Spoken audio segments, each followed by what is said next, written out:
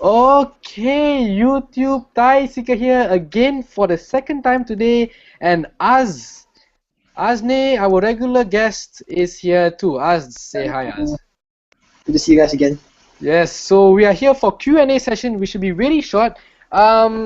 You guys can ask your questions live. I have right next to me my question box. So if you have any questions, you can type, or Az will be I'll be keeping check on my YouTube channel to see if anyone asks a question. So let's get to our first question for today. What is the world Android Silver? So do you have any any information about Android Silver? Okay, so apparently Android Silver is going to be Google's attempt at trying to launch premium products without the OEMs getting in the way. So you'll be getting a premium product from Google that will most probably be stock Android, and they won't be filled with OEMs. So hopefully be getting a good phone if they were to launch it. Yes, Az is absolutely right. From all the information that, from all the website that I could find, that's basically what they're trying to say. While I was going through many websites, the one word which stick to me the most is the idea of Android Silver is to deliver a premium Android experience. Yes. Which I think is absolutely right. If any of you has used the Nexus 5, the straight thing that comes to your mind is a premium device, like the HTC M7, the M8, the Z, the Z1, and the Z2. I'm not saying any Samsung products because I know there's a lot of Samsung haters. Since they're made of plastic, so it's not to say premium, huh? Yeah, probably not to say premium, but it's by Google's attempt. It's Google's attempt. So Android Silver will be a seal quality that signifies premium hardware, premium build, and a more unified Android UI. As I said just now, fewer pre-installed non-Google apps and timely delivery of OS updates. However, with the latest updates, which are currently 4.4.3, Google is not living up to it because, as I know, I have a GPE, Moto G GPE. After it's been a week since 4.4.3 comes out, and it has not even came out for my phone. Whereas for the M8 and the S4 GPE, it has already came out. Android Silver also will not be a one manufacturer, one device approach. It will be something like, if OEMs were to agree to do it, Google will provide Android Silver to them. Because usually, as time has proven, and Google will work with one company to produce one product. For example, Google made a Nexus 10 with Samsung. Google made the Nexus 7 with Asus. Google made Nexus 5 and 4 with LG. So you guys might be asking why? Why would OEMs break away from their beautiful UI to partner with Google to make their own Android Silver? Well, because according to leaks and rumors, that Google will be providing something special to an Android Silver phone with their premium suite of apps, Google's premium suite of apps, which will lure customers to them. As any idea on what they are going to learn? For the apps, is it? Yeah. Not really, but knowing Google, I'm pretty sure it will be something that will definitely attract people, because like, look at what Google has done. We've seen things like Project Tango, we've seen things like Project Ara that have definitely interested people like me. So I'm definitely interested to see where it goes to. Yes. Totally true. But what does it mean? Going on to our next question. What does it mean for Nexus 6? Why is Nexus 6 not going to be, and is Google ever going to come out with Nexus? Nobody really knows, because there's still rumors of Nexus release dates, believe it or not. Even though there's some saying it's dead in the water, it's like a fish on land is dead. However, there's some websites still saying that it's going to come out for for June. However, if I would like to add a bit on the Android Silver, it seems it's not going to come out this year. It's going to come out next year, 2015. So which means that there might be a chance that the Nexus 6 will come out this year. Exactly. So we can't really answer a question what's going to happen to Nexus. I personally love the Nexus. That's why I got the Moto G. The closest thing I have a Nexus 7. I love that thing. Even though it has its bugs. Yeah, 2012 edition, right? That's the Nexus 7, the first one. First gen. Never buy first gen stuff. Yeah, never buy first gen stuff. He has a share of his own problems, but he still loves it. And mainly, a lot of people do. So you know how easy it was to root this thing. It took me like less than 20 minutes to root it. Even Motorola gives like its own software and its own like instructions for you to actually unlock the bootloader of this thing. Right. So going on to our third question, as I believe you have our third question. Yes, the question was if what would be the best budget phone to buy right now? So that was a bit of a big question because like some people will say that $400 is the budget, some people will say that $200 is the budget. So I'm just going to go with some of the popular phones right now.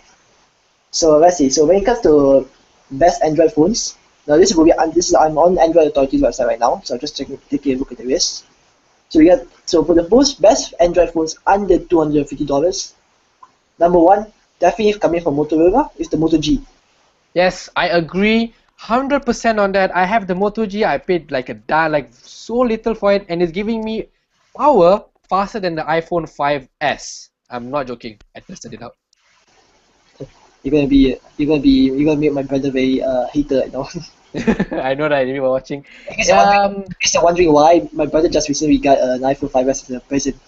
Yes, you should check out Azne's Twitter page. Just type in Azne, and the guy who looks like him with the profile picture, that's him. That's him. That's it. So the next phone, as no mistake, is Moto E, right? Yeah, very close second is also again from Motorola, the Moto E. I guess it's a Motorola's attempt at trying to like erase feature phones. I know. Yeah, feature phones are. I mean, I should. Yeah. Surprisingly, I'm not gonna lie to you. I have a Nokia, and the old Nokia, and until now it's still badass. Yeah, see, that's why Nokia makes good phones. Just that their marketing strategy is terrible. Yeah, let me show you. Okay, I have it here. Yeah, this thing. Oh wow! Oh yeah, I remember that. This thing has an iPhone-sized battery. Wow. So it just shows you, guys. It just shows you how genius or how revolutionary iPhone is. Sticking to the same battery as a feature phone since what, the 2000s? No, I mean like no, dude. This is I'm talking like a 1,430 mAh battery. Oh wow. So this thing will last a week easily. Oh yeah, I used to have one of those phones and you have to charge it for a month. That's all. That's a hardcore. Hardcore. Exactly. It comes to Android. Like barely a day, it's like 10% already. Yeah, true. As what's our time frame was? Give me a minute. 14 minutes, I think. 40 minutes. Okay, so we are going to end it soon. As Moto G, Moto E then. So that's the Moto E. So the Moto E is this for specs I've got. So the specs for the Moto G will be a 4.5-inch LCD display with a 720p resolution, with a 1.2 GHz Snapdragon 400 CPU, 1 GB of RAM, both 8 GB and 16 GB storage options, a 5 megapixel rear camera, a 1.3 megapixel front camera, and a 2070 mAh battery, and running 4.4 KitKat. Yes. Technically 4.4.3. Yeah. Now for the Moto E, that will set you back about, I believe it was like $130, but I could be wrong. Yeah. So the Moto E will come a 4.3-inch LCD display with a 540 by 960 resolution, which isn't much, but in most budget phones, that's still pretty good. Yes. But as this is from Motorola. From Desire from HTC, it's the Desire 816 and the 816 and the 610. Does the 816 have any placing in this? Surprisingly no, but I think it will maybe, but HTC they might end up being pretty good phone. Because I know they built budget phones in the past before also. Yes, for your information, the 816 packs the 1.5 gigs of RAM, with the Snapdragon 400, the same one in the Moto G, except it's overclocked to 1.6. Sorry, it's clocked at 1.6. The Moto G is underclocked to 1.2, and with a battery life so big, it lasts you for 2 days. So I said, yeah. So the Moto E. So for the Moto E, you get a 1.2 gigahertz dual-core Snapdragon 200. Yes. 1 gigabyte RAM. Also surprising because most phones this range should be 512. Okay. Someone asked us a question. Rehan Khan, I say hi. Hello. Okay, ask. 4 gigabyte storage with micro SD support. Again, quite surprising. 5 megapixel rear camera and a 1918 mAh battery. Wow, that's pretty good. Again, being a Motorola device, you will get updates. True. 4.4.3 is currently rolling out for it. Even the Moto X makes a good phone, but not to say budget, because I don't think there's been any phone in that price range that will guarantee updates for another year or two. No, all of the phones that are in that is actually Lenovo running the MediaTek processor, which won't get drivers. MediaTek, to only get MediaTek drivers, you have to be a partner of their company, and you have to pay for their drivers. Yeah, so you won't get updates. Yeah, you won't get updates. So I get 2 more phones. This is for under $400.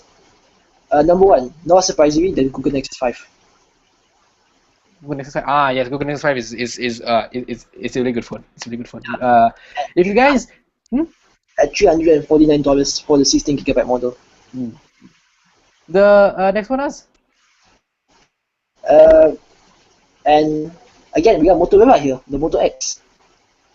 Moto X, yes. So three Motorola phones, all the Moto very aligned, starting from the Moto X, the Moto G, and the Moto E, and one Nexus. So what does it say, guys?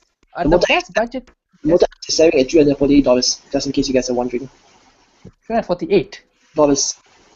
But for the users in US, you can actually get it for a dime. Use it for a week, and then if you want to buy it, you buy it.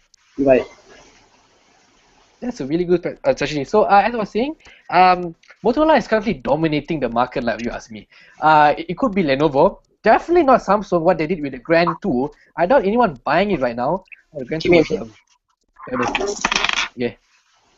So guys, that ends it. As about 15, should be about 17 to 18 minutes now.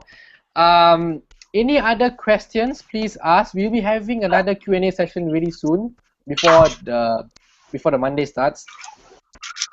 Sorry about that. My parents been on exercising thing. Like every day they come back. Hey, let's go for a walk. Yeah.